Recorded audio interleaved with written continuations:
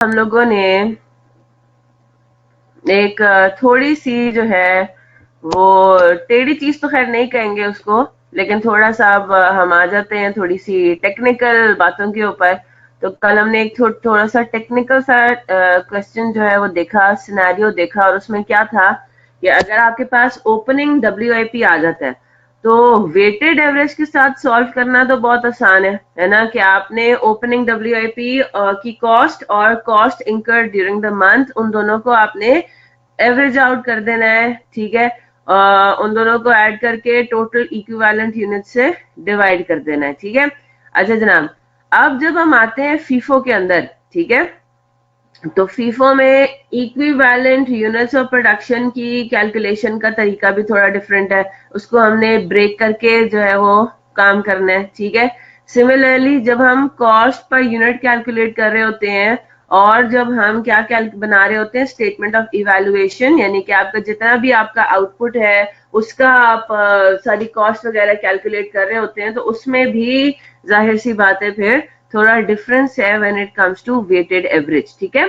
Example 11 हम कर चुके थे कल। ठीक है, अब हम जरा सॉल्व करते हैं एग्जाम्पल 12।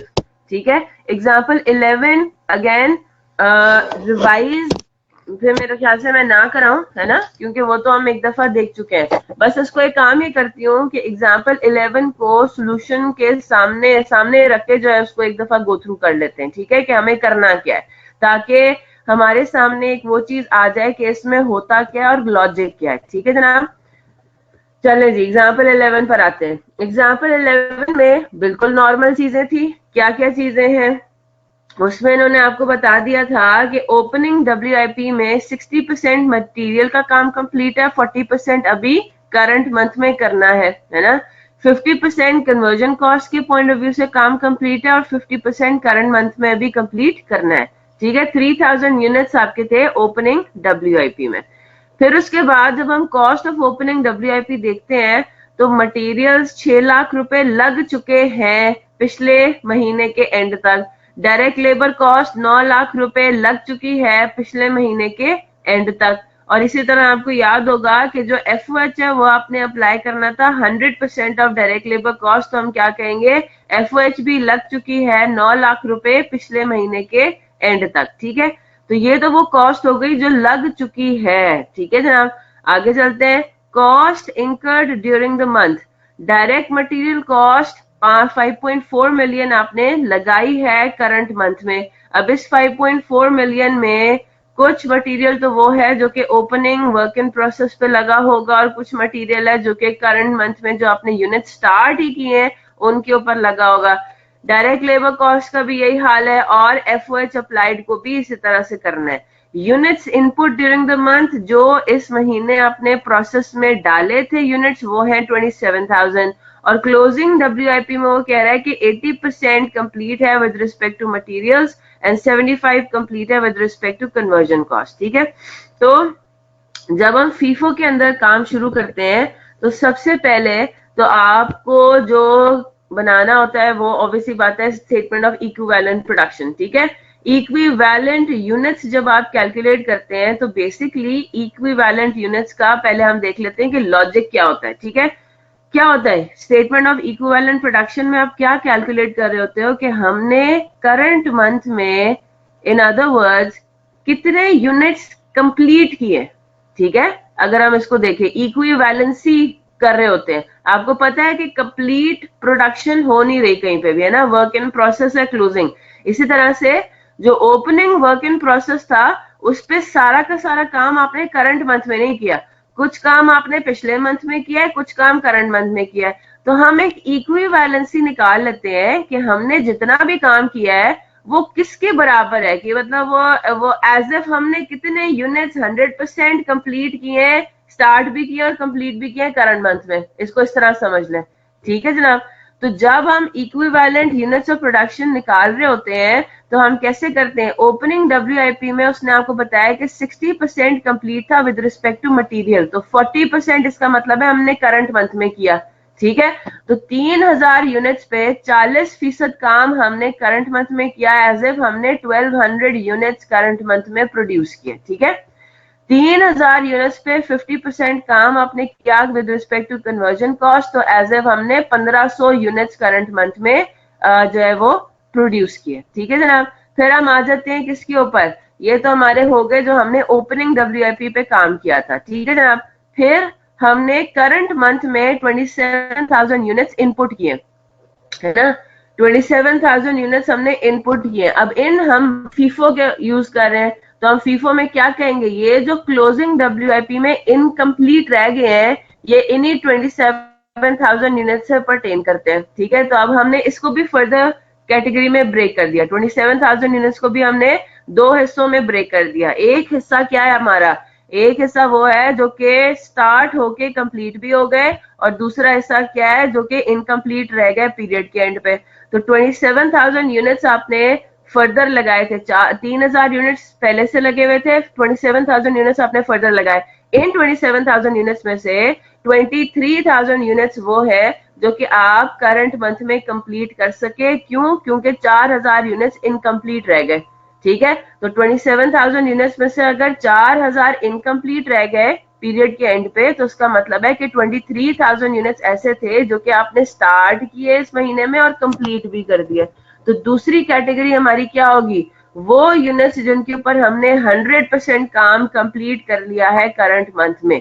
ठीक है, तो unit started and completed during the month 23,000 units है जिनके ऊपर आपने 100% काम किया, यानी कि मटेरियल और कन्वर्जन कॉस्ट के विद रिस्पेक्ट 23,000 यूनिट्स की इक्विवेलेंट प्रोडक्शन होगी। ठीक है, फिर हम आते हैं किसके ऊपर, 27,000 यूनिट्स में से जो 4,000 यूनिट्स आपके क्लोजिंग डब्ल्यूआईपी में पड़े रह गए, और इन क्लोजिंग डब्ल्यूआईपी में आपको ये बता रहा है कि करंट मंथ में आपने 80% काम किया है विद रिस्पेक्ट टू मटेरियल्स और 75% काम किया है with respect to conversion cost. ठीक है, ओपनिंग डब्ल्यूआईपी में हम वो लेते हैं, रिमाइंडर लेते हैं। ठीक है, ओपनिंग डब्ल्यूआईपी के केस में हमने 60% 50% नहीं लिया, बल्कि 40-50 लिया। ठीक है, क्योंकि 60-50% तो रिप्रेजेंट कर रहा है जो पिछले महीने काम कंप्लीट हो चुका, तो इस महीने कितना हुआ, 40-50। और यहाँ पे जो क्लोजिंग डब्ल्यूआईपी में ये परसेंटेजेस दी हुई है तो है ही इसी महीने की, है ना। क्लोजिंग डब्ल्यूआईपी में हम क्या कह रहे हैं कि इस महीने 80% काम कंप्लीट हो सका और 75% काम कंप्लीट हो सका कन्वर्जन और मटेरियल कॉस्ट के बारे में। क्लियर होगी ना बात। तो जब हम इक्विवेलेंट यूनिट्स निकालते हैं तो 4,000 का 80% और 4,000 का 75%। तो ये अब आपके पास दो फिगर्स आ गई कि विद रिस्पेक्ट टू मटेरियल्स हमने एज ए करंट मंथ में कितने यूनिट्स प्रोड्यूस किए हैं, 27,400, और ये फिगर। Is that clear? यहां तक बात सबको समझ आ रही है? चलें अब आगे चलते हैं। 27,500 हो गया कन्वर्जन कॉस्ट का। अब आगे चलते हैं। अब जब हम कॉस्ट पर यूनिट पर आते हैं, तो क्योंकि फीफो है ना, क्योंकि फीफो है तो अब हमें कॉस्ट को मर्ज नहीं करना। ठीक है, हमने जो करंट मंथ में क्या कह रहे हैं, हमने करंट मंथ में ये जो दो यूनिट्स प्रोड्यूस किए ना, ये वाले, है ना, हमने करंट मंथ में ये यूनिट्स प्रोड्यूस किए हैं, तो इन यूनिट्स के ऊपर करंट मंथ की ही कॉस्ट अप्लाई होगी। ठीक है, एवरेज कॉस्ट नहीं लगानी। क्लियर होगी ना बात। तो करंट मंथ के यूनिट्स के ऊपर आपने करंट मंथ की ही कॉस्ट लगानी है सिर्फ, and that's it. In other words, तो आपने करंट मंथ की कॉस्ट कैलकुलेट करने के लिए क्या लेना है, ऑब्वियस सी बात है, करंट मंथ की टोटल कॉस्ट और करंट मंथ के यूनिट्स। क्लियर होगी बात। तो करंट मंथ की कॉस्ट कितनी है, मटेरियल आपका लगा था 5.4 मिलियन जो करंट मंथ में आपने इनकर किया, और कन्वर्जन कॉस्ट कितनी है, 6.2 plus 6.2, direct labour plus FOH. Clear होगी बात। और करंट मंथ के यूनिट्स आपने यूनिट्स ऑफ इक्विवेलेंट प्रोडक्शन आपने निकाल लिए थे, वो आपने उसको डिवाइड किया, तो ये आपके पास आ गया पर्टिकुलर रेट। ये चीजें तो अब हमने साथ साथ समझ ली। अब हम आते हैं किसके ऊपर, अब हम समझते हैं कि स्टेटमेंट ऑफ इवैल्यूएशन किस तरह से बनता है। ठीक है, अब स्टेटमेंट ऑफ इवैल्यूएशन का भी जरा हम ऑब्जेक्टिव देख लें। स्टेटमेंट ऑफ इवैल्यूएशन में आपने ये बताना होता है कि जो जितने भी आपके आउटपुट्स हैं, जितने भी आपके रिजल्ट्स हैं, महीने के आखिरी दिन जितना भी आपके पास क्या कहते हैं कि भाई रिजल्ट क्या है, मतलब पूरे महीना गुजरने के बाद प्रोसेस पूरा कंप्लीट, मतलब प्रोसेस से पूरा मतलब गुजरने के बाद हमारे पास क्या क्या काम हो गए हैं। तो मैक्सिमम हमारे पास कितने काम हो सकते हैं, 4 काम हो सकते हैं वैसे, ठीक है, जिनमें से 3 काम हमने अभी यहाँ पे, 2 काम बल्कि हमने यहाँ पे देख लिए, ठीक है, 2 या 3 काम हमने देख लिए। अब मेरी बात गौर से सुनिएगा, आपने यूनिट्स इनपुट किए प्रोसेस में, उन यूनिट्स के साथ क्या क्या हो सकता है पीरियड के एंड पे, क्या क्या हो सकता है, वो यूनिट्स कंप्लीट होके ट्रांसफर हो सकते हैं, है ना। जो यूनिट्स आपने इनपुट किए हैं ना, अब हम उनके साथ देखते हैं कि पीरियड के एंड पे उनके साथ क्या क्या हो सकता है। वो यूनिट्स कंप्लीट होके ट्रांसफर हो सकते हैं, फिर अगर वो यूनिट्स कंप्लीट नहीं हुए तो वो क्लोजिंग WIP में जा सकते हैं। अच्छा, फिर इसके अलावा क्या क्या हो सकता है जो कि अभी हमने पढ़ना है, उन यूनिट्स के साथ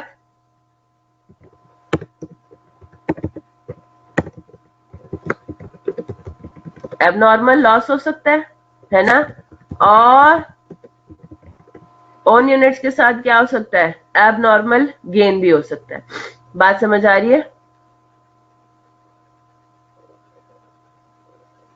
ठीक है जी। तो अब हमने अपने स्टेटमेंट ऑफ इवैल्यूएशन में ना इन्हीं सब चीजों की कॉस्ट लिखनी होती है। नहीं, आफ्टर प्रोडक्शन नहीं, मैं कह रही हूँ पूरे पीरियड के एंड पे जब हम खड़े होकर एनालिसिस करें अपने इनपुट का, पीरियड के एंड पे खड़े होके एनालिसिस कर रहे हैं हम अपने इनपुट का, और आपको पता है नॉर्मल लॉस की कोई फिगर नहीं होती, कोई वैल्यू नहीं लगानी होती उस पर, है ना। तो नॉर्मल लॉस तो 0 है, नॉर्मल लॉस की तो यहाँ पे कॉस्ट वगैरह कोई कैलकुलेट नहीं होगी। अब क्लियर हो रही है बात? तो पीरियड के एंड पे, ठीक है, पीरियड के एंड पे हम खड़े होके देख रहे हैं कि हमने जितने भी यूनिट्स इनपुट किए थे, जितने भी यूनिट्स इनपुट किए थे उनके साथ क्या क्या हुआ, वो कंप्लीट होके ट्रांसफर हो गए। और याद रखिएगा नॉर्मल लॉस की कॉस्ट इसी में बिल्ट हुई हुई है ना। कंप्लीटेड एंड ट्रांसफर्ड यूनिट्स में नॉर्मल लॉस की कॉस्ट एब्जॉर्ब हुई हुई है। क्लियर होगी बात? तो नॉर्मल लॉस का कोई मेरे से पूछे ना कि नॉर्मल लॉस इसमें क्यों नहीं हुआ, नॉर्मल लॉस भी तो होता है, इनपुट जो है वो नॉर्मल लॉस में चला गया। क्लियर होगी बात? जितने यूनिट्स आपने डाले थे उसमें थोड़ा सा नॉर्मल लॉस में चला गया। क्लियर हो गई? तो नॉर्मल लॉस की कॉस्ट जो है वो कंप्लीटेड एंड ट्रांसफर्ड यूनिट्स में एब्जॉर्ब होती है। वो कैसे होती है वो देखेंगे अभी। अगर तो वो यूनिट्स कंप्लीट या ट्रांसफर नहीं हुए तो वो क्लोजिंग WIP में होंगे, और हो सकता है कि उनके साथ एबनॉर्मल लॉस हुआ, और हो सकता है एबनॉर्मल गेन हुआ। तो स्टेटमेंट ऑफ इवैल्यूएशन में आपने मैक्सिमम इन 4 कैटेगरीज की आपको कॉस्ट निकालने को कही जा सकती है, ठीक है। तो हम पहले जरा कैटेगरी पर आते हैं, cost of completed and transferred out units. आपने सवाल में क्या कैलकुलेट किया था, जरा दोबारा बताइए, आपने कितने यूनिट्स कैलकुलेट किए थे कि ट्रांसफर आउट हुए? 26,000, है ना, 26,000। अब मेरी बात गौर से सुनिएगा, वेटेड एवरेज नहीं है, ठीक है, वेटेड एवरेज नहीं है, फीफो है। ये 26,000 अगर तो वेटेड एवरेज होता तो हम क्या कहते हैं कि ये 26,000 एक ही बैच में से आउट हुए हैं, है ना, एक ही बैच में से ट्रांसफर आउट हुए हैं। सारे के सारे 26,000 उन सब की एक ही कॉस्ट पर यूनिट है, वेटेड एवरेज कॉस्ट जिसको हम कहते हैं। तो वो तो बड़ा सिंपल हो जाता है, ठीक है। अब हम है फीफो में। फीफो में हमने हर बैच को सेपरेट रखा हुआ है। कौन से 2 बैचेस हैं? एक ओपनिंग WIP है और एक इनपुट ड्यूरिंग द मंथ है। क्लियर होगी बात? एक ओपनिंग WIP है और एक जो नए यूनिट्स आपने लगाए हैं 27,000 के।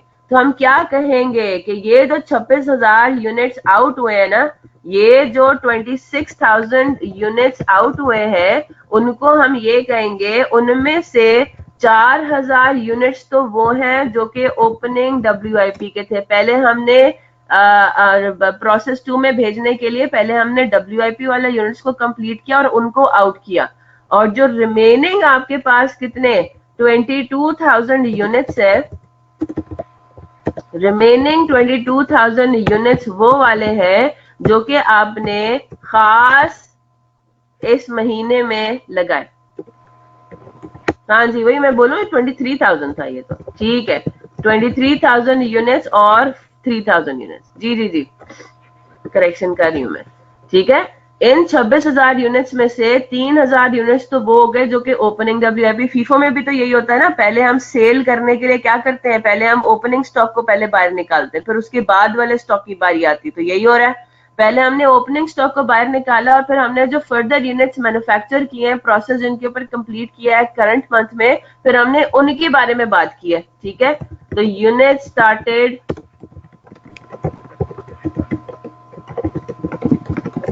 क्लियर हो गई बात।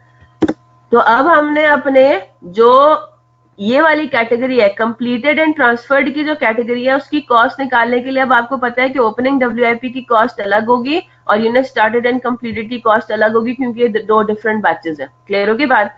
तो अब हम जरा उसके ऊपर आते हैं।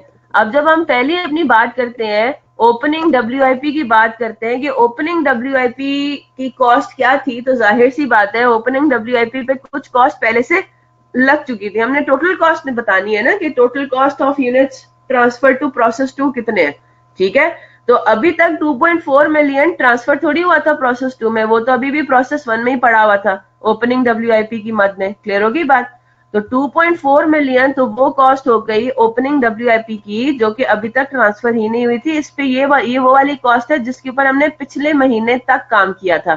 ठीक है, तो 2.4 मिलियन तक हमने पिछले महीने तक काम किया था इन यूनिट्स के ऊपर। फिर करंट मंथ में, क्योंकि ऑब्वियसली बात है मैं आपको ये बात बता चुकी हूँ कि पिछले महीने मटेरियल कॉस्ट क्या थी, लेबर कॉस्ट क्या थी, बिजली का पर यूनिट रेट क्या था, डेप्रिसिएशन खैर मोरलेस कांस्टेंट ही होती है, बाकी चीजें हो सकता है रेंट जो है वो चेंज हो गया और so on and so fourth. ठीक है, बहुत सारी चीजें आपकी चेंज हो सकती हैं। इनडायरेक्ट मटेरियल इनडायरेक्ट लेबर का रेट पिछले महीने कुछ और था, करंट मंथ में कुछ और था। तो ये तो 2.4 मिलियन आपने कैलकुलेट किया हुआ होगा पिछले महीने तक की जो भी आपकी कॉस्ट लेवल्स है उसके हिसाब से। ठीक है, फिर करंट मंथ में आपने फर्दर मटेरियल पे जो काम किया उस पर करंट मंथ का ही रेट लगाएंगे ना कि करंट मंथ मटेरियल का पर यूनिट रेट आपको कितना पड़ा, वो पड़ा 197.08। क्लियर हो गई बात। और आपने एज इफ करंट मंथ में मटेरियल के पॉइंट ऑफ व्यू से 1200 यूनिट्स पे काम किया है, तो करंट मंथ में कितने आपने यूनिट्स फर्दर कंप्लीट किए हैं ओपनिंग डब्ल्यूआईपी के, उनके ऊपर कॉस्ट कितने लगी है 236। इसी तरह से करंट मंथ में जो कन्वर्जन कॉस्ट पर यूनिट है वो आपने कैलकुलेट की थी, वो आपको पड़ी है 450.91 पर यूनिट। ठीक है, और आपने कितने यूनिट्स कंप्लीट किए हैं डब्ल्यूआईपी ओपनिंग में से, वो किए हैं 1500। तो 6,76,365 बनता है करंट मंथ के हिसाब से आपका conversion cost on opening WIP. ये सारे काम करने के बाद आपकी ओपनिंग डब्ल्यूआईपी में जो 3000 यूनिट्स थे वो हो गए थे कंप्लीट। जब वो यूनिट्स कंप्लीट हुए तो फिर आपने उनको ट्रांसफर आउट किया। ठीक है, प्रोसेस 2 में, और टोटल कॉस्ट उनकी कितनी बनी फिर 3.3 मिलियन। तो हमने अब प्रोसेस 1 में से जो अब आउट करने हैं, ठीक है, 2.4 मिलियन पहले आउट नहीं हुआ था because these units were not transferred yet, ये ओपनिंग डब्ल्यूआईपी में ही पड़ा हुआ था, राइट। अब जो हमने प्रोसेस 2 के थ्रू प्रोसेस 1 में से जो अब आउट करने हैं ना कि जी प्रोसेस 1 में अब इनका काम खत्म, वो कितनी कॉस्ट आउट करनी है, वो करनी है 3.3 मिलियन। क्लियर हो गई बात। वो कितनी आउट करनी है 3.3 मिलियन। Is that clear.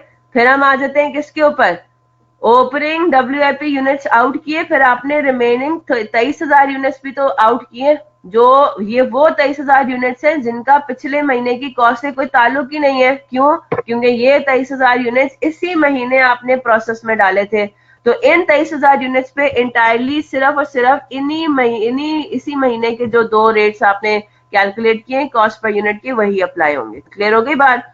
तो टोटल आपके पास यूनिट्स जो ट्रांसफर हुए हैं कितने, 26,000, है ना। टोटल 26,000 यूनिट्स की आपके पास कॉस्ट आ गई 18.2 मिलियन। ये वो है जो कि आपने प्रोसेस अकाउंट में दिखाने हैं यूनिट्स ट्रांसफर्ड में। याद है हमने प्रोसेस अकाउंट का जो टी अकाउंट बनाया था उसके अंदर जो हमारे पास आता है, अब बेसिकली सारी फिगर्स की कैलकुलेशंस है ना, और अब हमने क्या करना है सिर्फ प्रोसेस अकाउंट में उनको डाल देना है। तो इधर देखें, ये जो यूनिट्स ट्रांसफर्ड है प्रोसेस 2 में, याद है ये वही टी अकाउंट है जो हमने पढ़ा हुआ था। तो जो हमारे पास ये फिगर आएगी ना, ये फिगर होनी है 18 मिलियन, ये होनी है 18 मिलियन वाली। क्लियर हो गई बात कि प्रोसेस 2 में टोटल यूनिट्स ट्रांसफर्ड कितने, ये है 26,000। ठीक है, और इनका टोटल अमाउंट कितना है जब हम प्रोसेस अकाउंट बनाएंगे, अभी मैं आपको कहूंगी आप बनाएं इसका। तो इसकी जगह हमने क्या ले लेना है, इसका एग्जाम्पल 11 में हम ले लेंगे जो 18 मिलियन आपने अभी कैलकुलेट किया। क्लियर होगी बात? ये होगी 18216। थोड़ी बात समझ में आ रही है किस तरह से ये सारा बनेगा? तो प्रोसेस अकाउंट के सारे कंपोनेंट्स के बेसिकली अभी हम काम कर रहे हैं, ठीक है? चलें जी, आगे चलते हैं।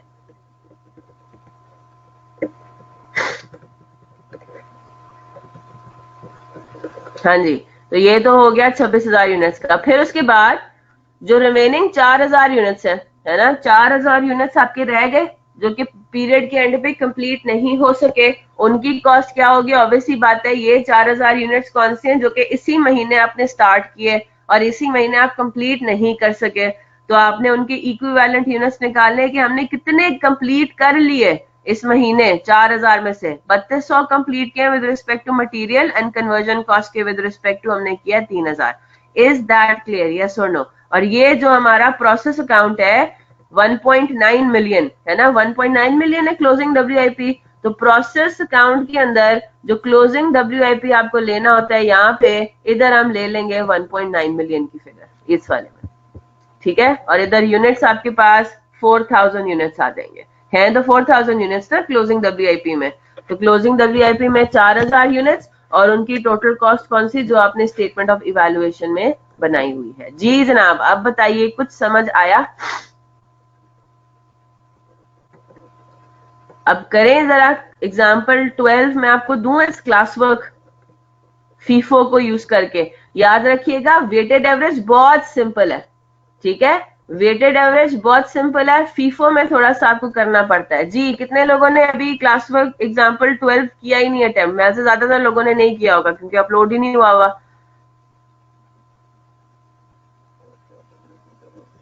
नहीं किया तो एक काम ये करें, अब जिन्होंने कर लिया है वो जरा इंतजार कर लें, ठीक है? 10 मिनट दे रही हूँ। मुनीबा, मिनाहिल, अच्छा शाहरुख, इस सवाल का जवाब आप खुद देंगे क्यों ऐसा किया है। स्टेटमेंट ऑफ इक्विवेलेंट प्रोडक्शन में हमें क्या कैलकुलेट करना होता है? करंट मंथ में कितना काम किया, एक किस्म का इक्विवेलेंट टू 100%, ठीक है? अब बताएं, समझ आती है बात? तो डब्ल्यू में जो रिमेनिंग काम होना था वही होना था ना इस महीने में, और क्लोजिंग डब्ल्यू के अंदर जो परसेंटेज आपको कंप्लीशन की दी हुई है वही हुई है इस महीने में। अब बात समझ आ रही है? जो परसेंटेज दी हुई होती है वो होता है कि कितना काम हो गया है टू डेट। तो ओपनिंग डब्ल्यूआईपी में वो बोल रहा होता है कि महीने के पहले दिन कितना काम हो चुका है। वो हो चुका है 60%। तो यानी कि करंट मंथ में 40% करेंगे। और क्लोजिंग डब्ल्यूआईपी में कहेंगे, कहता है कि महीने के आखिरी दिन खड़े होकर क्लोजिंग डब्ल्यूआईपी की बात होती है ना, तो महीने के एंड पे खड़े होके हम ये कहते हैं कि हमने 80% काम कर लिया मटेरियल्स का। कब किया? करंट मंथ में। Is that clear?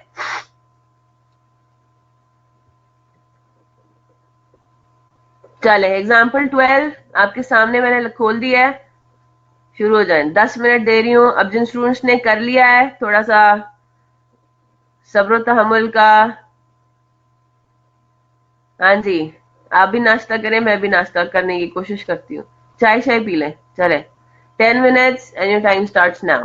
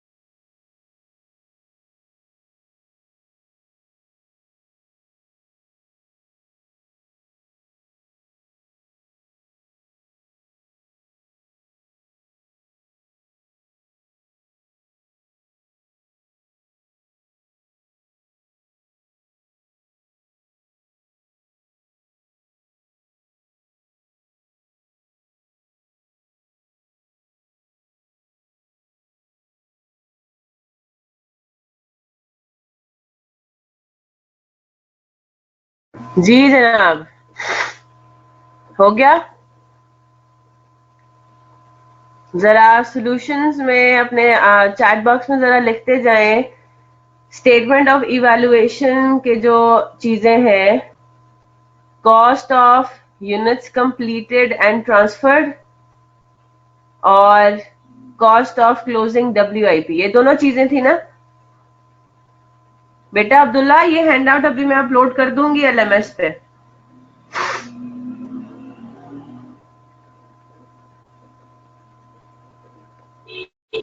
ठीक है,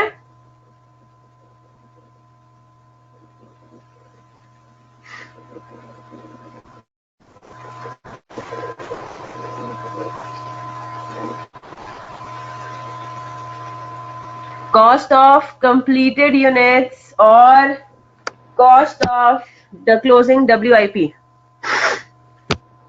बेटा अभी सारे बच्चे क्वेश्चन सॉल्व कर रहे हैं। जेबा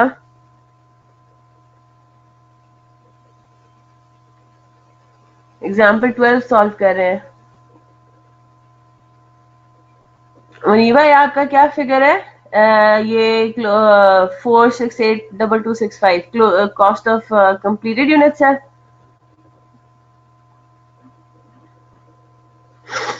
अच्छा हाँ, कॉस्ट ऑफ कंप्लीटेड है। ठीक है, स्टार्टेड, अच्छा नहीं, आप मुझे ये बताएं बस, स्टार्टेड एंड कंप्लीटेड अलग नहीं बताएं। आपने मुझे बताना है cost of completed and transferred out units, जिसमें opening WIP plus unit started and completed. जिस तरह हमने यहाँ पे 18 मिलियन पढ़ा था ना एग्जाम्पल 11 में, 18 मिलियन कौन सा था? 18 मिलियन वो था जिसमें हमने इन दोनों को ऐड कर दिया था, यूनिट स्टार्टेड एंड कंप्लीटेड और ओपनिंग WIP को, कि जितने यूनिट्स आपने ट्रांसफर किए हैं प्रोसेस 2 में उनका टोटल 18.2। मुझे ये फिगर बताएं। 26847529। अच्छा जी, 6824, सॉरी 68477529, 847 क्लोजिंग 1102। चलें ठीक है, कि देखें इसको सॉल्व करें। चले, साइम ने 6 में सॉल्व कर दिया, वही मैं परेशान हो गई थी। 847 ये तो बहुत कम है कंपेयर टू द रेस्ट।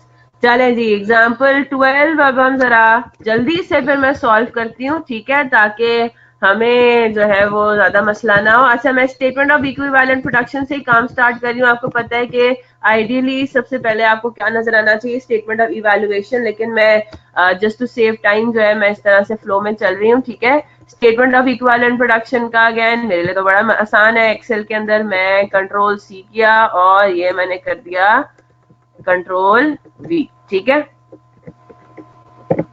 आते हैं ना सबको ये shortcuts, these are very important. आगे जाके आपके बहुत इंशाल्लाह काम आएंगे। जब आप जाएंगे अपनी फर्म्स के अंदर तो उधर ही मैंने आधे से ज्यादा शॉर्टकट्स जो है वो सीखे हैं, कीबोर्ड शॉर्टकट्स जो होते हैं।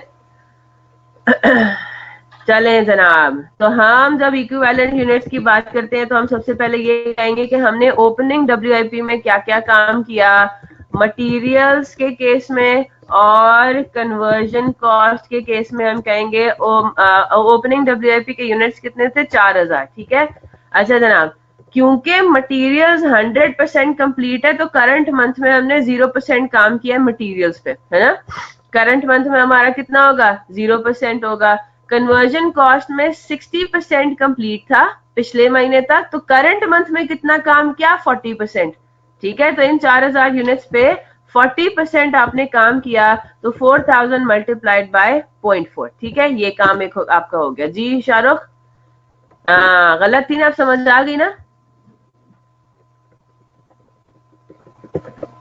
चलें जी, फिर उसके बाद हम आते हैं ओपनिंग WIP पे काम किया होगा, फिर उसके बाद आपने यूनिट स्टार्टेड एंड कंप्लीटेड इसी महीने में शुरू किया और इसी महीने में मुकम्मल भी कर लिया। कैसे निकालेंगे? हम कहेंगे जो यूनिट्स हमने स्टार्ट किए हैं वो किए 12000, उनमें से इनकम्प्लीट रह गए 2500। हम फीफो में यही कह रहे हैं कि closing units comprises of the recently produced या रिसेंटली इनपुट बैचेस, ठीक है। तो रिसेंटली इनपुट आपका हुआ है 12,000, राइट। तो 2500 में से इनकम्प्लीट रह गए, तो यानी कि 12,000 में से 2500 अगर इनकम्प्लीट रह गए तो करंट मंथ में स्टार्ट और कंप्लीट कितना हुआ? 9500। मोहसिन 60% क्यों लेंगे बेटा? 60% तो पिछले महीने तक कंप्लीट हो चुका है।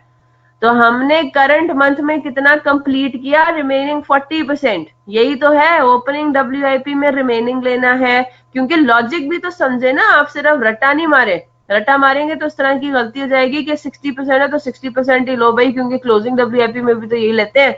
लॉजिक क्या है, स्टेटमेंट ऑफ इक्विवेलेंट प्रोडक्शन में निकाल रहे होते हैं कि करंट मंथ में कितना काम किया। क्लियर हो गई बात। तो करंट मंथ में ओपनिंग डब्ल्यूआईपी का कुछ हो चुका था, कुछ अभी किया। क्लोजिंग डब्ल्यूआईपी में जितना भी होगा वो इसी महीने ही किया है, पिछले महीने का तो कोई था ही नहीं। तो 100% मटेरियल का इसी महीने हुआ, 80% कन्वर्जन का इसी महीने हुआ। इसमें हमने 20% नहीं लेना कन्वर्जन कॉस्ट के केस में, ठीक है, क्लोजिंग डब्ल्यूआईपी का। आगे चलते हैं। ये वो चीजें हैं, ये वो यूनिट्स हैं जो कि इसी महीने स्टार्ट हुई, इसी महीने कंप्लीट भी हुई, यानी कि 100% काम इसी महीने हुआ। तो इक्विवेलेंट यूनिट्स भी आपके 100% ही आएंगे, 9500 9500। फिर बारी आती है, हमने थोड़ा सा काम क्लोजिंग डब्ल्यूआईपी के केस में भी तो किया है। क्लोजिंग डब्ल्यूआईपी के यूनिट्स कितने हैं, 2500। इन 2500 यूनिट्स में से आपको ये बताया जा रहा है कि 100% काम इस महीने हो चुका मटेरियल्स के पॉइंट ऑफ व्यू से, पूरा का पूरा इसी महीने हुआ। और 80% काम हुआ कन्वर्जन के पॉइंट ऑफ व्यू से। तो एज इफ आपने इक्विवेलेंट यूनिट्स आपके ये निकल आए। इज दैट क्लियर, यस और नो? और इससे शाहरुख तो कह रहे हैं कि शाहरुख का आंसर डिफरेंट था। इन शाहरुख के अलावा किसी के आंसर में कोई गलती, कोई मसला, कोई परेशानी? सेम है, बेहतरीन हो गया। ठीक है जनाब, ये आपके पास आ गए इक्विवेलेंट यूनिट्स ऑफ प्रोडक्शन। ठीक है, फिर उसके बाद हम क्या निकालेंगे, हमें चाहिए कॉस्ट पर यूनिट। हमें अब पिछले महीने की कॉस्ट पर यूनिट से कोई हमें ऐसे कैलकुलेशन तो नहीं करनी, सिर्फ उसको आके जाके ऐड ही कर देना है स्टेटमेंट ऑफ इवेल्युएशन में। ठीक है, तो अब हमें क्या कैलकुलेट करना है, कॉस्ट पर यूनिट। किस किस का करना है, मटेरियल्स का अलग होगा, कन्वर्जन कॉस्ट का अलग होगा, क्योंकि इनके यूनिट्स ऑफ इक्विवेलेंट यूनिट्स भी डिफरेंट है। ठीक है जनाब, तो cost incurred during the month कितना था। मटेरियल्स के केस में आपने इस महीने सिर्फ जो कॉस्ट लगाई है वो कितनी लगाई है, 2.8 मिलियन, और कन्वर्जन कॉस्ट लगाई है 3.4 मिलियन। और इस कन्वर्जन कॉस्ट में आइडियली अप्लाइड एफओएच आया होगा। ठीक है, अज्यूम कर रहे हैं। फिर हमने इसको किससे डिवाइड कर देना है, इक्विवेलेंट यूनिट्स।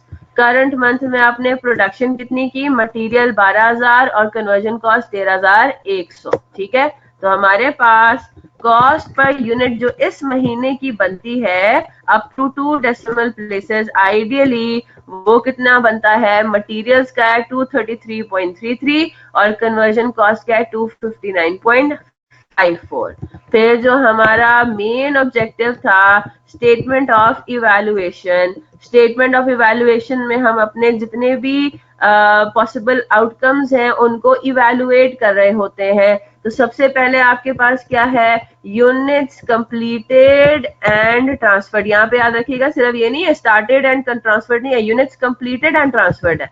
तो वो कौन सी यूनिट्स कंप्लीट होकर ट्रांसफर हो सकते हैं, ओपनिंग यूनिट्स भी तो ट्रांसफर हो सकते हैं ना कंप्लीट होने के बाद।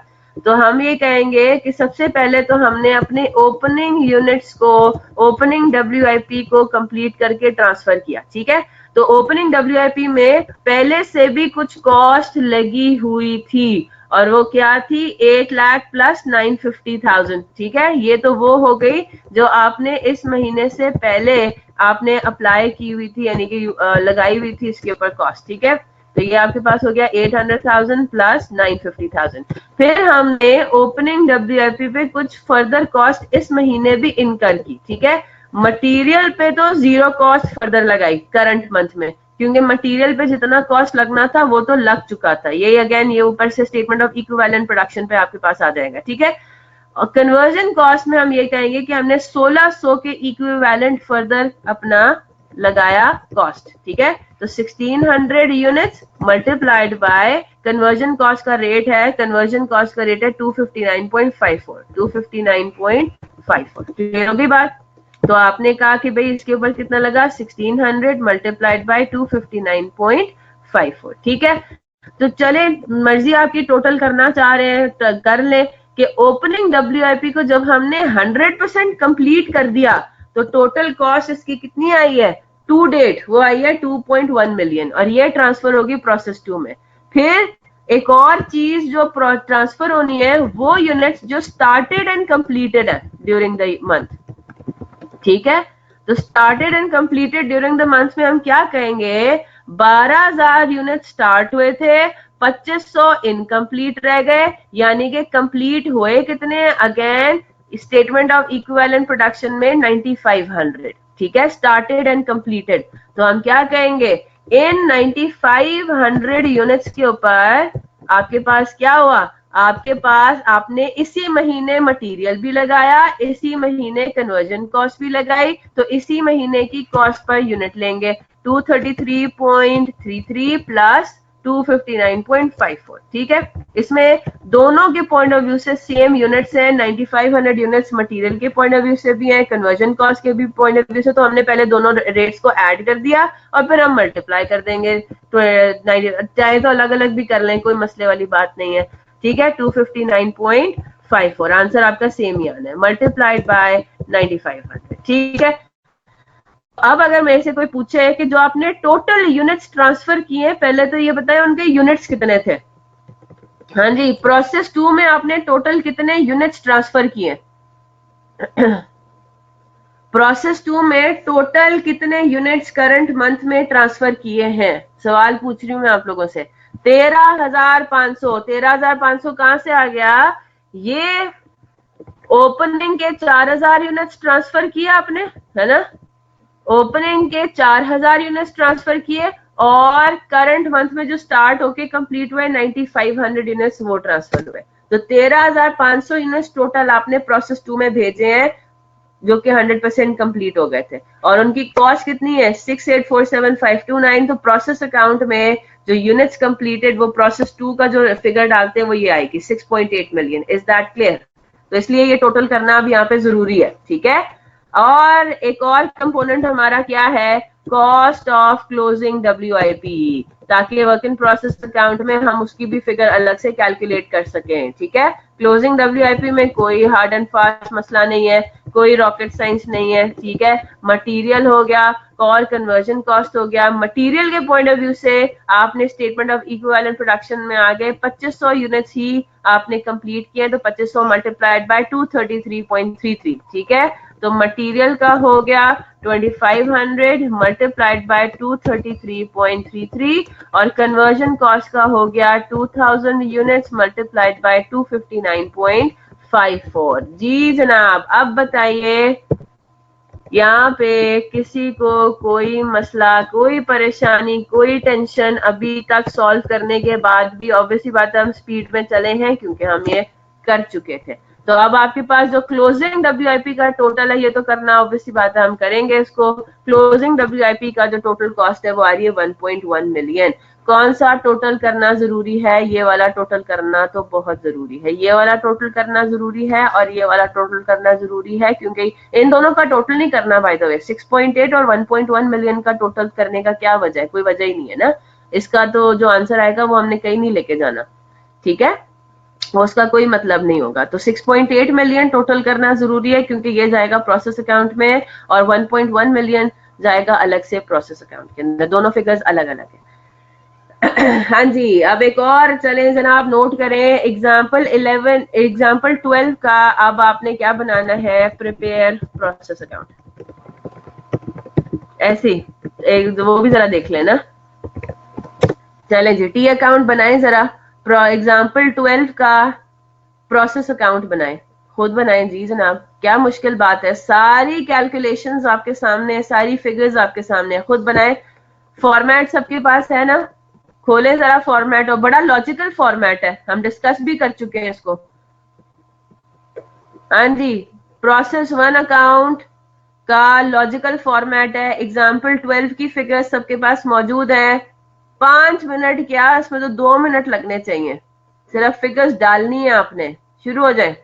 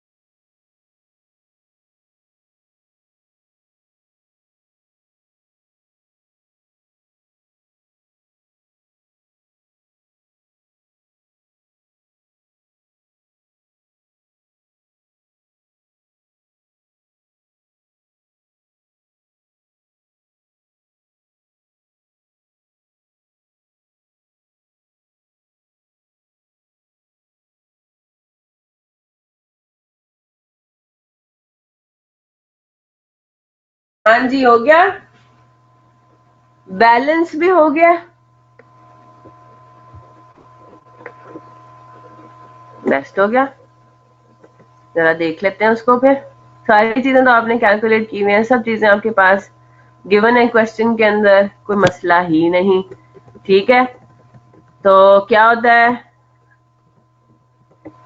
आपने यूनिट्स का कॉलम भी बनाना है इसमें, और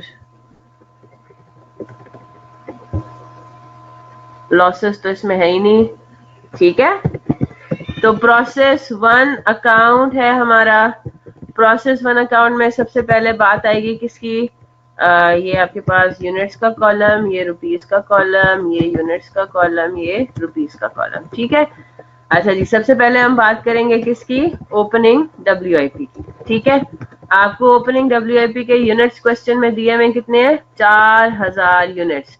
उनकी ओपनिंग कॉस्ट कितनी है, 800 प्लस 950। ठीक है,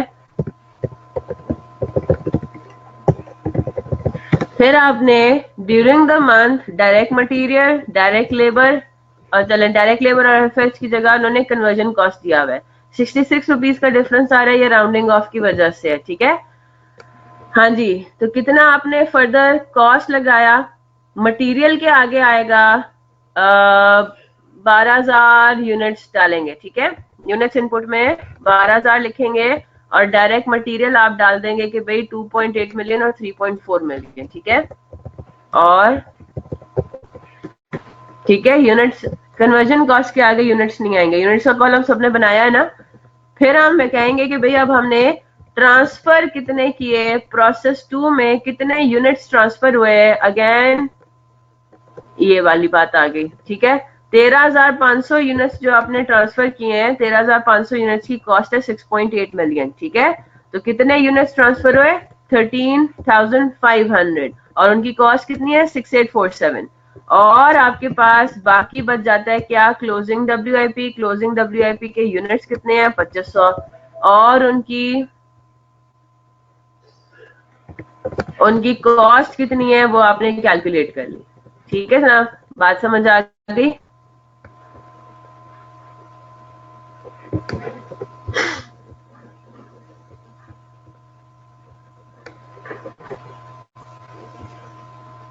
बिल्कुल माइन्यूट सा डिफरेंस है। वैसे कहते हैं कि जो अगर डिफरेंस आ रहा हो ना, तो उसको बैलेंसिंग करने के लिए उसको एबनॉर्मल गेन या एबनॉर्मल लॉस में ले जाते हैं, मतलब राउंडिंग ऑफ की वजह से जो भी एरर आता है। लेकिन अभी आप कुछ ना करें, ठीक है। तो 7950 के अराउंड ही आपके पास बैलेंसिंग हो रही है।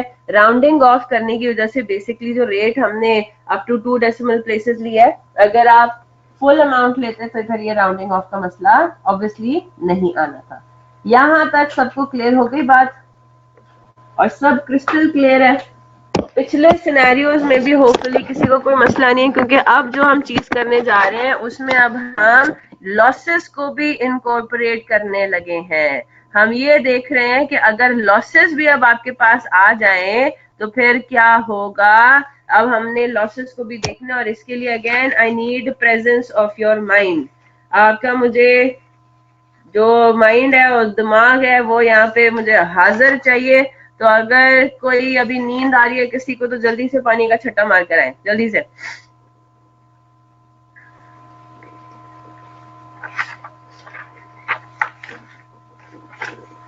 हाजिर है? चलें जनाब।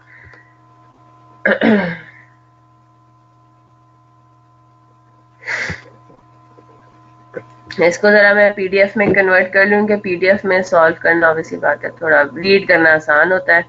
तो let me just do this.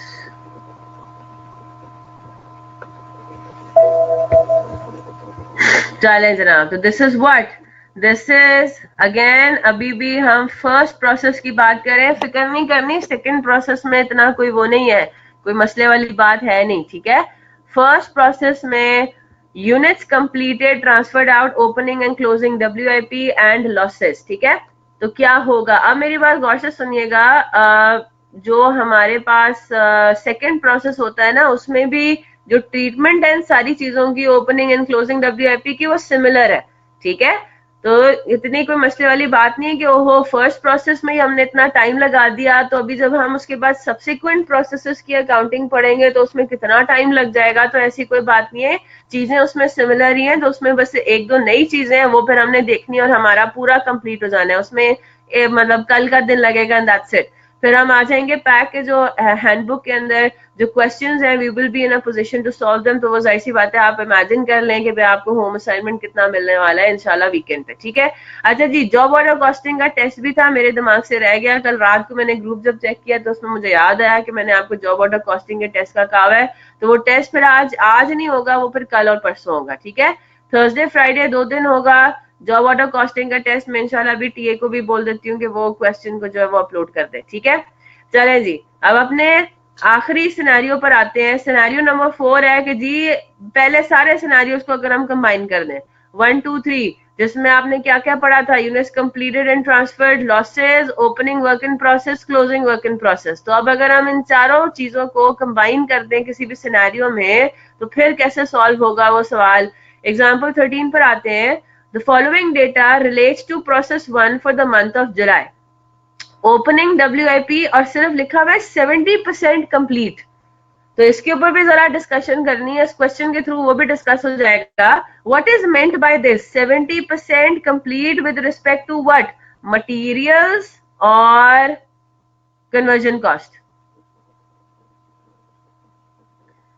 अब यहाँ पे हम कहेंगे अजम्पशन ये होती है कि मटेरियल आपका सारा का सारा स्टार्ट ऑफ द प्रोसेस पे लग जाता है, ठीक है। जब आप प्रोसेस स्टार्ट करते हैं तो हम अज्यूम ये कर रहे होते हैं कि वो मटेरियल कब लगा, थ्रू आउट द प्रोसेस थोड़ा थोड़ा लगता रहेगा, या एक साथ ही सारा लग चुका प्रोसेस के स्टार्ट में। तो हम अगर कुछ ना गिवन हो तो हम अज्यूम ये करते हैं कि जितना भी मटेरियल लगना है ना, वो प्रोसेस जैसे ही शुरू होता है वो सारा मटेरियल आप मशीनरी में या जिसमें भी डालना होता है सारा का सारा एक साथ डाल देते हैं स्टार्ट ऑफ द प्रोसेस पे, ठीक है। तो अब मुझे बताएं जरा सोच के, जो ओपनिंग वर्क इन प्रोसेस है, जो 3000 यूनिट्स हमारे पास अभी पड़े हुए हैं इनकम्प्लीट, हम क्या कहेंगे, they are 100% complete with respect to materials.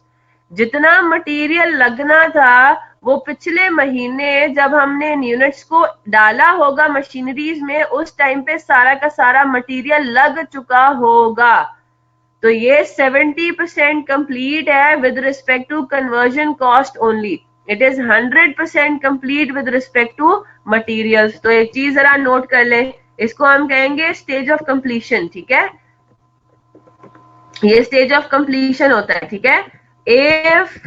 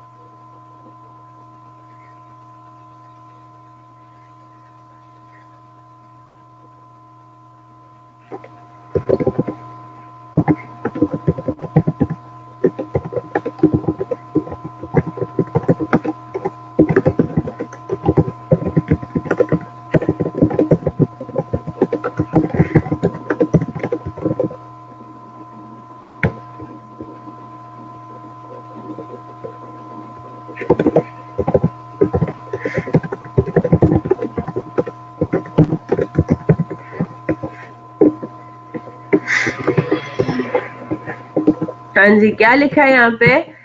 If it is not mentioned that the stage of completion refers to material or conversion cost, we assume that it pertains to conversion cost only, since materials are assumed to be 100% added in the beginning of the process and hence material is 100% complete in any work in process. ठीक है, तो अब जिस तरह ये opening work in process में उसने आपको दे दिया है 70% कंप्लीट, तो ये स्टेज ऑफ कंप्लीशन हो गया कि 70% कंप्लीट है, तो 70% कंप्लीट है with respect to conversion cost and 100% complete है विद रिस्पेक्ट टू मटेरियल्स, ठीक है।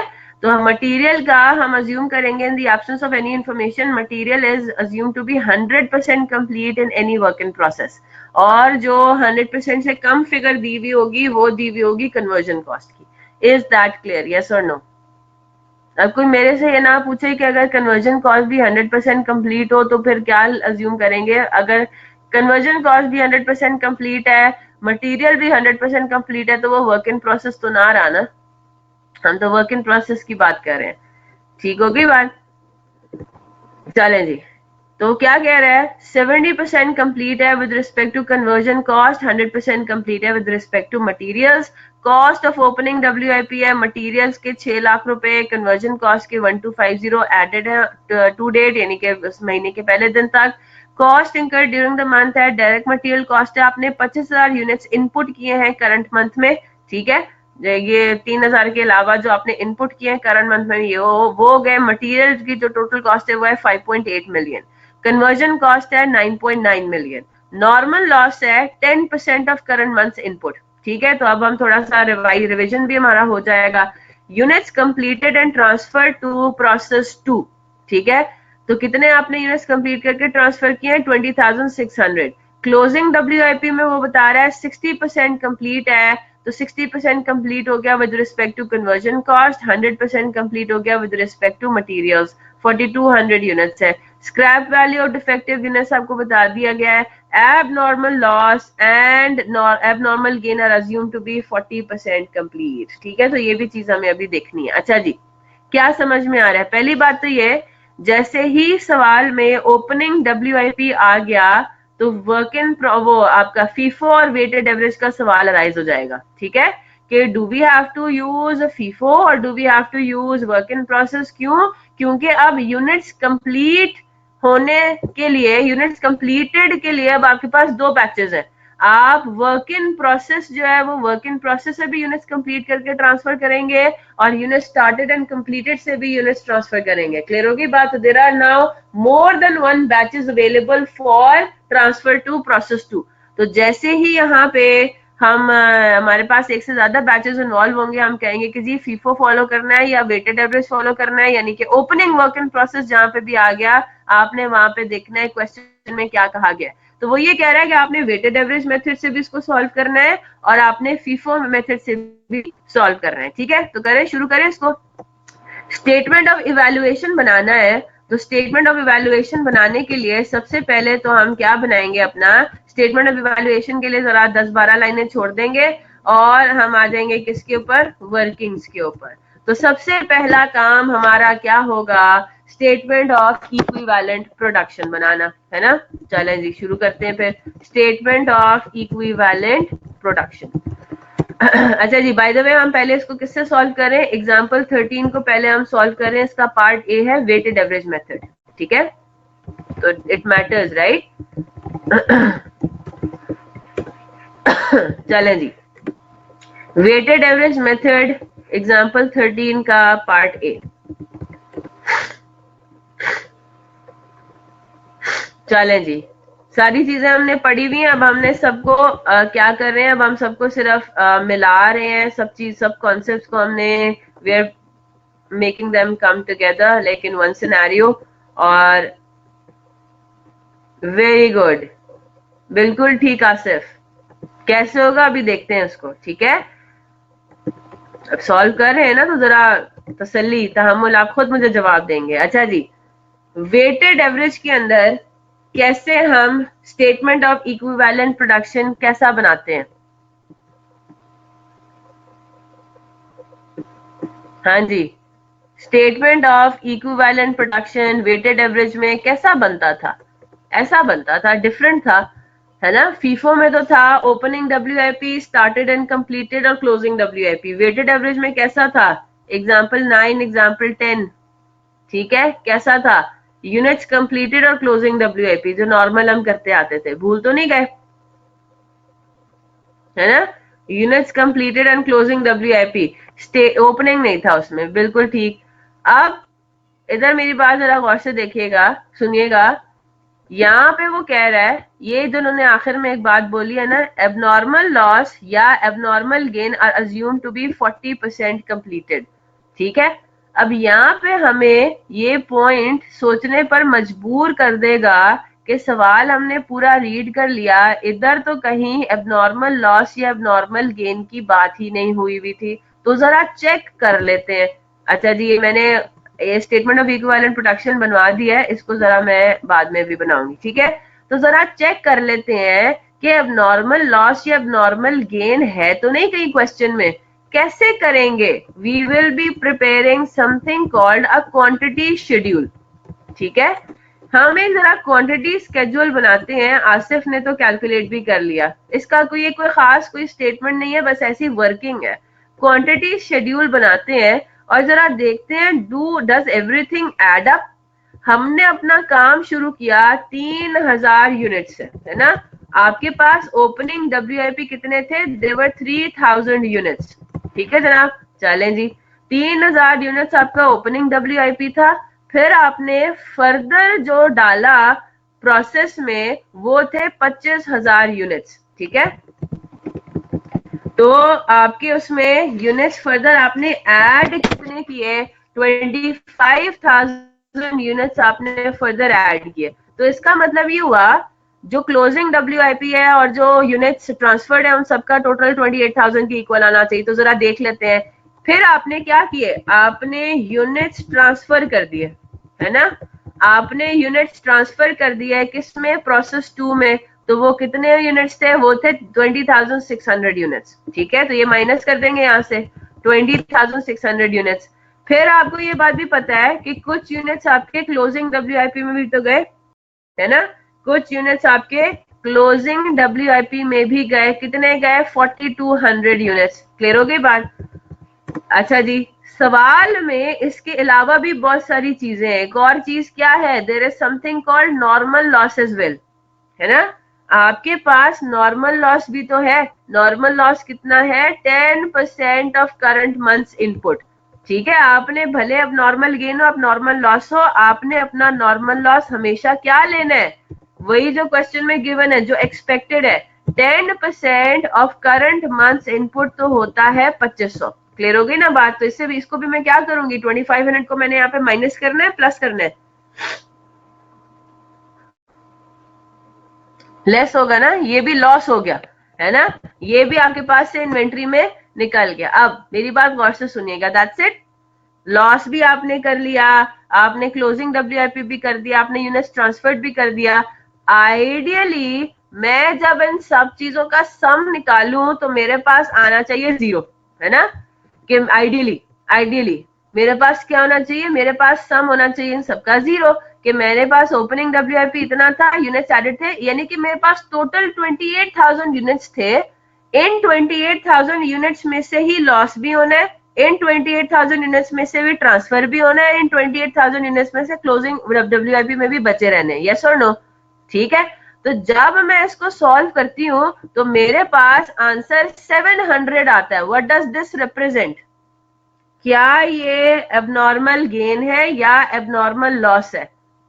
700 यूनिट्स, ये आपका एबनॉर्मल लॉस आता है। ठीक है, ये मेरे पास एबनॉर्मल लॉस है। बेटा लॉजिक से समझें इसको। मेरे पास 28,000 यूनिट्स थे, ठीक है, 28,000 यूनिट्स बनते हैं ना। मेरे पास 28,000 यूनिट्स थे। 28,000 यूनिट्स में से कुछ तो ट्रांसफर हो गए, कुछ रह गए इनकम्प्लीट, कुछ मेरे नॉर्मल लॉस में चले गए। बाकी 700 यूनिट्स के साथ क्या हुआ, वो कहाँ गायब हो गए? ये 700 यूनिट्स मेरे 28,000 यूनिट्स में से ही निकले ना। तो ये इन 700 यूनिट्स के साथ क्या हुआ, ये किधर गायब हो गए?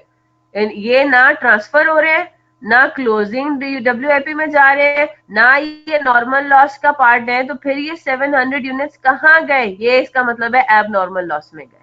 ठीक है, अगर पॉजिटिव नेगेटिव आंसर आ रहा होता ना, इसमें नेगेटिव 700 आ रहा होता, तो वो होता है एब नॉर्मल गेन।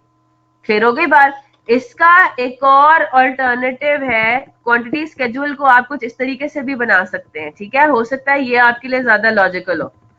क्वांटिटी स्केड्यूल आप इस तरीके से भी बना सकते हैं कि आप इस तरह से कहें,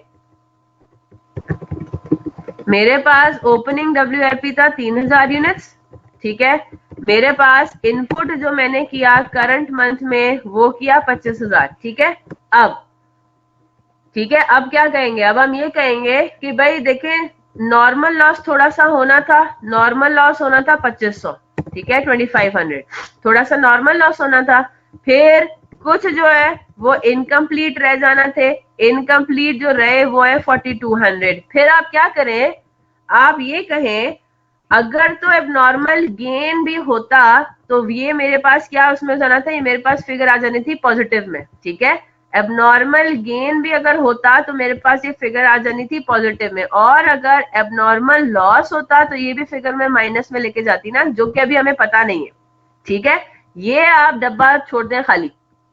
एबनॉर्मल गेन होगा तो वो फिगर पॉजिटिव में आएगी, एबनॉर्मल लॉस होगा तो वो फिगर नेगेटिव में आएगी। नेगेटिव में आएगी कि भाई इससे हमारी इन्वेंट्री लेवल कम हुआ ना, एबनॉर्मल लॉस से इन्वेंट्री लेवल कम हुआ, एबनॉर्मल गेन से इन्वेंट्री लेवल बढ़ जाएगा। क्लियर हो गई बात? तो हम क्या कहेंगे, ये सारे काम होने के बाद हमारा जो आंसर आता है वो आंसर होना चाहिए जो कि हमने ट्रांसफर कर दिया। ठीक है, मैं जरा दोबारा रिपीट कर रही हूँ इस बात को। ओपनिंग वर्क इन प्रोसेस था 3000, इनपुट आपने किया 25,000, 25,000 में से कुछ तो नॉर्मल लॉस में चला गया, कुछ एबनॉर्मल लॉस में चला जाएगा, जिसकी फिगर हमें नहीं पता वही कैलकुलेट कर रहे हैं, कुछ हमारा इनकम्प्लीट रह जाएगा। तो जो आपने ट्रांसफर किए हैं 20,000 कितने 600 वो यहाँ लिख देंगे। क्लियर हो गई बात? क्वांटिटी स्केड्यूल को हम इस तरह से भी बना सकते हैं। अब आप क्या निकालें, अब आप निकालें बैलेंसिंग फिगर।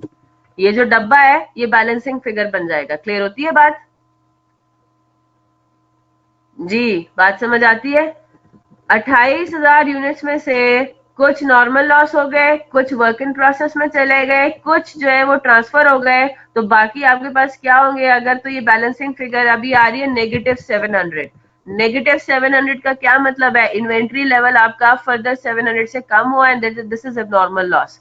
ऊपर जब हम आते हैं तो यहाँ पे अब नॉर्मल लॉस है, और अगर ऊपर वाले फॉर्मेट को यूज करते हैं तो अगर यहाँ पे नेगेटिव फिगर आती है तो वो होगी अब नॉर्मल गेन की।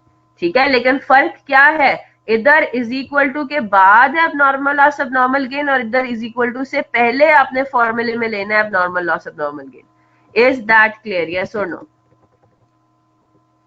तो दोनों में फर्क है ना। ठीक है, तो जोन सा भी आपको समझ में आ रहा है, आप सिर्फ लॉजिकली आपने समझना है इसको, सोचना है कि ये फिगर क्या है। Does this represent abnormal gain या एबनॉर्मल लॉस? ठीक है, अब मेरी बात गौर से सुनिएगा। क्वेश्चन में उसने एक और बड़ी अजीब बात बोल दी है, एबनॉर्मल लॉस या abnormal gain are assume to be 40% completed. 40% completed with respect to what? Again जल्दी से बताएं, विद रिस्पेक्ट टू मटेरियल या कन्वर्जन कॉस्ट या दोनों? कन्वर्जन कॉस्ट ओनली, है ना। मटेरियल के रिस्पेक्ट से क्या होगा? 100% कंप्लीटेड।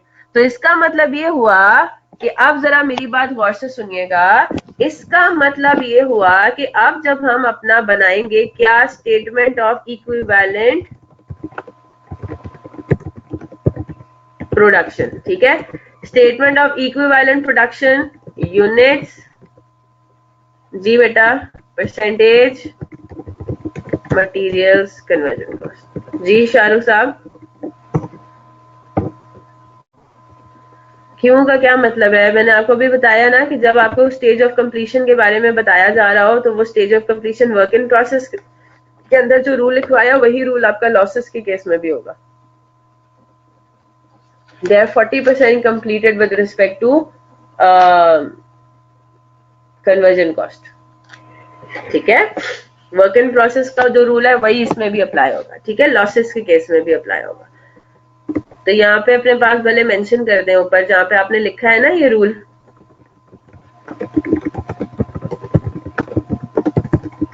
ठीक है, सेम अप्लाइज टू लॉसेस, आगे मेंशन कर दें same applies to losses, same rule applies to losses.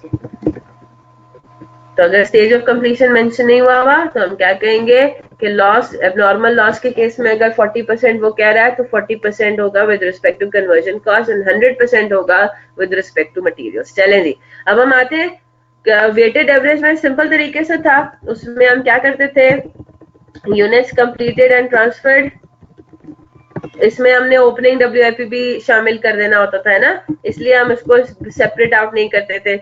Units completed and transferred कितने आपके पास? क्वेश्चन में वो कह रहा है 20,600 यूनिट्स आपके कंप्लीट होके ट्रांसफर हो गए। इन 20,600 में क्योंकि वेटेड एवरेज है ना, तो इन 20,600 में ये 3,000 यूनिट्स भी बाय डिफॉल्ट शामिल है, हमें सेपरेट आउट नहीं करना। क्लियर होगी ना बात? फीफो होता तो हम क्या कहते हैं, फीफो होता तो हम कहते हैं 3,000 यूनिट्स अलग है और 17,600 करके कुछ फिगर बनती, वो अलग है, ठीक है, वो कुछ और फिगर बननी थी वैसे तो, ठीक है, व्हाटसोएवर, ठीक है जनाब। तो 20,600 जो यूनिट्स कंप्लीट करके आपने ट्रांसफर किए हैं, वो 20,600 इनमें ओपनिंग डब्ल्यूआईपी भी है और स्टार्टेड एंड कंप्लीटेड दोनों शामिल है, मिक्स हुए हुए, एवरेज आउट हुए हुए दोनों, ठीक है। तो ये आपके पास आ गया 20,600, 20,600, ठीक है। दूसरा आपके पास क्या आ जाता है, हमने क्लोजिंग वर्क इन प्रोसेस में भी तो काम किया है ना, हमारे पास क्लोजिंग वर्क इन प्रोसेस कितना है 4200, हमने during the month in 4200 units पे भी काम किया है, लेकिन ऑब्वियसली बात है मटेरियल्स पे थोड़े अलग उसमें और कन्वर्जन कॉस्ट पे थोड़े अलग तरीके से, ठीक है। मटेरियल्स पे हम क्या कहेंगे, इन 4200 यूनिट्स पे हमने अज्यूम करें कि हमने 100% काम कंप्लीट कर लिया और इन्हीं 4200 यूनिट्स पे हमने 60% काम कंप्लीट किया है क्लोजिंग डब्ल्यूआईपी में, तो हमने इनके भी इक्विवेलेंट यूनिट्स निकाल लिए। क्लियर है बात? अब जरा मैं आपको 2 मिनट देती हूँ और मुझे सोचकर बताएं क्या इन दोनों के अलावा भी ऐसा कोई है जो मैं आपको कहूँ कि हमने इनके अलावा भी थोड़ा बहुत काम किया है जो स्टेटमेंट ऑफ इक्विवेलेंट प्रोडक्शन में आना चाहिए? वेरी गुड, एबनॉर्मल लॉस, ठीक है, एबनॉर्मल लॉस। अब ये भी तो है, एबनॉर्मल लॉस भी तो आ गया। ओपनिंग बेटा, ओपनिंग इसी में शामिल है, जो 3,000 यूनिट्स है, 3,000 यूनिट्स कंप्लीटेड एंड ट्रांसफर्ड में शामिल हो गए ना, यही तो बात है। जो वेटेड एवरेज मेथड होता है, इस वेटेड एवरेज मेथड में ओपनिंग डब्ल्यूआईपी भी है प्लस स्टार्टेड एंड कंप्लीटेड भी है। क्लियर हो गई बात? जब हम फीफो में आते हैं तो फीफो में हमें ओपनिंग डब्ल्यूआईपी को अलग लेना होता है, स्टार्टेड एंड कंप्लीटेड को अलग लेना होता है। क्लियर हो गई बात? इस 20,600 में 3,000 ओपनिंग डब्ल्यूआईपी के भी है, हमने इकट्ठा कर दिया, हमने मर्ज कर दिया, यही तो है वेटेड एवरेज के अंदर।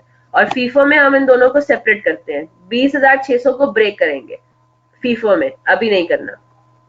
चले, एबनॉर्मल लॉस को अलग क्यों लिया है? पहली बात तो ये, एबनॉर्मल लॉस है 700 यूनिट्स, मुझे बात बताइए, आपने सो फार स्टेटमेंट ऑफ इक्विवेलेंट प्रोडक्शन में एक फिगर ली है 20,600 और एक यूनिट्स आपने लिए हैं 4,200। यस, 700 यूनिट्स ना 20,600 का पार्ट है ना 4,200 का पार्ट है। क्लियर हो गई ना बात, है ना? ये तो 700 यूनिट्स ये अलग ही है, तो इसका मतलब ये हुआ हमने 4200 यूनिट्स पे ये अलग काम किया है, 20,600 पे अलग काम किया है, और एबनॉर्मल लॉस पे ये अलग ही इसका हिसाब किताब बनता है। इन 700 यूनिट्स पे हमने फर्दर 100% काम किया विद रिस्पेक्ट टू मटेरियल्स, और इन 700 यूनिट्स पे हमने 40% काम किया है with respect to what, conversion cost. Is that clear? वैसे भी आपको नजर आ रहा है स्टेज ऑफ कंप्लीशन भी डिफरेंट है, लेकिन इत्तेफाक से यहाँ पर स्टेज ऑफ कंप्लीशन अगर 60% भी होता तब भी हमने अलग ही लेना था ना, क्योंकि ये abnormal loss are not a part of your closing WIP। ये तो डिफेक्टिव हो गए तो चले गए आपके पास से, लेकिन ऐसे टाइम पे गए हैं कि आपने थोड़ा बहुत काम इन पे भी कर लिया था। क्लियर हो गई ना बात? तो आपके पास क्या होगा, स्टेटमेंट ऑफ इक्विवेलेंट प्रोडक्शन में ये भी तो आएगा कि हमने इन एबनॉर्मल लॉस के ऊपर लॉस होने से पहले, इनको स्क्रैप करने से पहले इन यूनिट्स पे इतना काम कर लिया था। ये हमने इनके ऊपर इसको इक्विवेलेंट प्रोडक्शन का पार्ट बनाना है। लॉजिक समझ में आई? एबनॉर्मल लॉस पे कैसे काम होता है, मेरे पास कुछ यूनिट्स थे, मैंने वो डाले, प्रोसेस के अंदर डाले, मैंने उन पे मटेरियल लगाया और कन्वर्जन कॉस्ट अभी लगा ही रही थी कि उनके अंदर कोई डिफेक्ट आ गया। आप बताएं, थोड़ा काम होने के बाद भी तो डिफेक्ट हो सकता है ना, डिफेक्टिव हो सकते हैं, टूट गए बैच, मतलब वो पूरा जो यूनिट्स थे उनमें कोई खराबी आ गई। हाँ जी, अब बताएं, हो सकता है ना? तो थोड़ा बहुत काम होने के बाद भी तो लॉस हो सकता है ना। हाँ, तो फिर काम होने के थोड़ा काम होने के बाद वो प्रोडक्शन से निकाल के स्क्रैप करेंगे ना। तो अभी तो हम ये काम स्टेटमेंट ऑफ इक्विवेलेंट प्रोडक्शन में तो हम ये कह रहे होते हैं कि हमने कितना काम किया करंट मंथ में, तो वो उसमें उसका पार्ट तो बनेगा ना, क्योंकि हमने, याद रखिएगा, हमने अब नॉर्मल लॉस को नहीं ऐसे करना है कि अब नॉर्मल लॉस जो है वो हमारी कॉस्ट पर यूनिट को ना बढ़ाए। नहीं जनाब बेटा अब्दुल्ला मुनीर, एबनॉर्मल लॉस में जो काम हुआ वो वर्क इन प्रोसेस का पार्ट कैसे बन सकता है? वो तो पीरियड के एंड से पहले पहले आपके पास से चले जाएंगे, खत्म हो जाएंगे, स्क्रैप हो जाएंगे। वर्क इन प्रोसेस और एबनॉर्मल लॉस तो अलग अलग चीजें हैं ना दो। स्क्रैप में सेल हो जाएगा। वर्क इन प्रोसेस तो वो होते हैं, वो यूनिट्स होते हैं जिनके ऊपर अभी भी काम इनकम्प्लीट है। तो जब एबनॉर्मल लॉस यूनिट्स तो है ही नहीं, अब पीरियड के एंड पे वो तो स्क्रैप हो जाएंगे, तो वो वर्क इन प्रोसेस का पार्ट कैसे बन सकेंगे बेटा? अलग है ना। ये इधर देखे ना, इस महीने का क्लोजिंग WIP अगले महीने का ओपनिंग बनेगा। तो मुझे बताइए 4200 और 700 ये अलग अलग चीजें है ना। 4200 आपका ओपनिंग WIP होगा, दैट्स इट। 700 का कोई ताल्लुक नहीं। जल्दी से आगे चलते हैं। अगला काम क्या करना है जनाब, कॉस्ट पर यूनिट। वेस्ट नहीं हुआ, इनकम तो हो गया ना, तो वो हम किसी ना किसी तरीके से एडजस्ट करेंगे उसको। नहीं जनाब, उसे भी लेना है बेटा। अगर बिल्कुल एंड में आके वो हुआ तो दोनों 100% कंप्लीट थे, बस ट्रांसफर नहीं हुए। ट्रांसफर होने से पहले पहले ही वो एबनॉर्मल लॉस हो गया, तो वो यूनिट ट्रांसफर्ड का पार्ट नहीं बनेगा, लेकिन करेंगे इसको बिल्कुल अलग। कल करें इसको, पक्की बात है, क्योंकि मैं कह रही हूँ कि मुझे बिल्कुल आप लोग की अटेंशन चाहिए। हाँ, ऑडिट का भी टाइम हो गया, यहीं तक रखते हैं इसको। अच्छा जी, जरा होम असाइनमेंट नोट कर लें, क्योंकि जल्दी से होम असाइनमेंट नोट करें। कौन सा था भाई?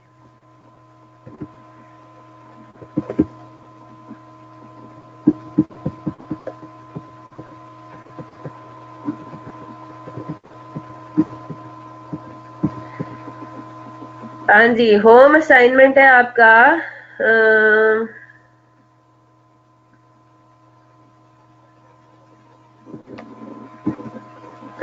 Class work number 4।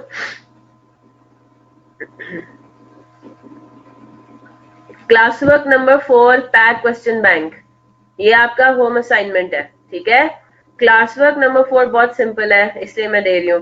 Class work number 4 LMS पे अपलोड करने की जरूरत नहीं है, बस सिर्फ सॉल्व करने ही आता है आप सबको, ठीक है। Class work number 4, pack question bank, chapter G, home assignment for today. चले जी, कल इंशाल्लाह इसको कंप्लीट करेंगे और कल फिर हम पैक क्वेश्चन बैंक के और भी सवालों पर इंशाल्लाह आ जाएंगे, ठीक है। चले, सो फार सो गुड। प्रोसेस कॉस्टिंग कैसा लग रहा है अब तक?